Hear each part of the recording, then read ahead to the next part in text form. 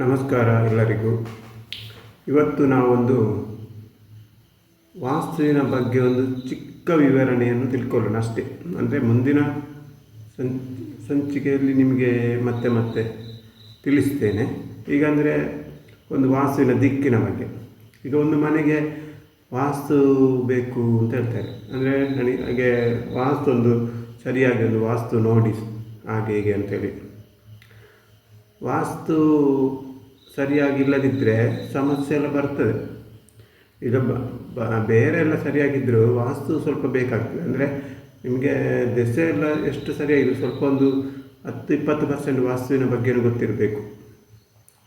ವಾಸ್ತುವೇ ಮುಖ್ಯ ಅಲ್ಲ, ಅವರವರ ಹಣೆಬರಹಣೆ ಮುಖ್ಯ. ಆದರೆ ಒಂದು 20% ತಿಳ್ಕೊಳ್ಬೇಕು. ಅಂದರೆ ಸ್ವಲ್ಪ ಕೆಲವರಿಗೆಲ್ಲ ಮನೆಯಲ್ಲಿ ಹುಷಾರಿಲ್ಲದಾಗ ಬೇಗ ಗುಣ ಆಗುವುದಿಲ್ಲ. ಅದಂದರೆ ಅವರು ಎಲ್ಲಿ ಮಲಗಿರ್ತಾರೆ ಆ ಬಗ್ಗೆ. ಈಗ ನಮಗೆ ಗೊತ್ತಿರುವ ಮಟ್ಟಿಗೆ 4 ದಿಕ್ಕು ಎಲ್ಲರಿಗೂ ಗೊತ್ತುಂಟು. ಈಗ ಒಂದು ಮನೆಯ 4 ದಿಕ್ಕು ಕೇಳಿದರೆ ಅದು ನಮ್ಮದು ಮೂಡೈ ಪಡ್ಡೈ ಹಾಗೆ ಹೀಗೆ ಅಂತ ಹೇಳಿ ಎಲ್ಲರಿಗೂ ಅದರ ಬಗ್ಗೆ ಅನುಭವ ಇದೆ.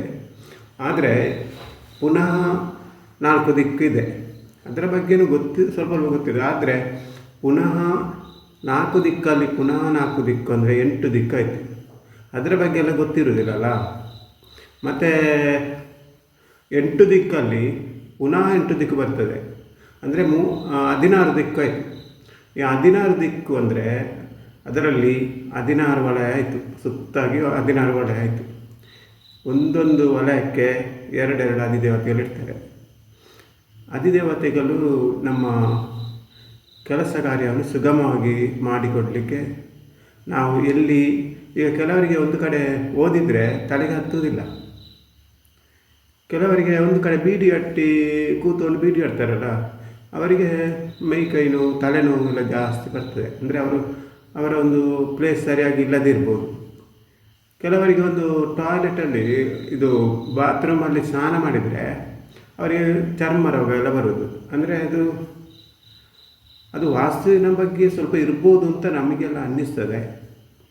ಆದರೆ ಇರಲಿಕ್ಕೆ ಸಾಕು. ಯಾಕಂತ ಹೇಳಿದರೆ ನಮ್ಮ ಒಂದು ಭೂಮಿ ಮತ್ತು ಆಕಾಶಕ್ಕೆ ಸ್ವಲ್ಪ ಇದು ಟಚ್ ಇದ್ದೇ ಇದೆ. ಈಗ ನೋಡಿ, ಸೂರ್ಯ ಇಲ್ಲದೇ ಇದ್ದರೆ ನಮಗೆ ಏನು ತರಕಾರಿ ಮಾಡಲಿಕ್ಕಾಗೋದಿಲ್ಲ, ಯಾವುದೇ ಒಂದು ಮರ ಬೆಳೆಯಲಿಕ್ಕೆ ಸಾಧ್ಯ ಇಲ್ಲ. ನೋಡಿ, ಮಳೆಗಾಲದಲ್ಲಿ ನೋಡಿದ್ರಲ್ಲ, ಈ ರಬ್ಬರ್ನ ಸೊಪ್ಪೆಲ್ಲ ಉದುರಿ ಹೋಗ್ತದೆ. ಯಾಕೆ ಗೊತ್ತಾ? ಅದಕ್ಕೆ ಹೀಟೇ ಬೇಕಾಗಿತ್ತು ರಬ್ಬರಿಗೆ ಜಾಸ್ತಿ. ಅದಕ್ಕೆ ಮಳೆ ಕಮ್ಮಿ ಇದ್ರೆ ಆಗ್ತದೆ. ಅಂದರೆ ಸೂರ್ಯನ ಕಿರಣಕ್ಕೆ ಹೊಂದಿಕೊಂಡಿದ್ದದು. ಅಂದರೆ ಪ್ರತಿಯೊಂದು ಅಷ್ಟೇ, ಆದರೆ ಅದಕ್ಕೆಲ್ಲ ಜಾಸ್ತಿ, ಮತ್ತು ಕೆಲವು ಮರಗಳಿಗೆಲ್ಲ ಜಾಸ್ತಿ. ಹಾಗೆ ನಾವು ವಾಸ್ತುವನ್ನು ಸ್ವಲ್ಪ ತಿಳ್ಕೊಂಡಿದ್ದರೆ ಒಳ್ಳೆಯದು.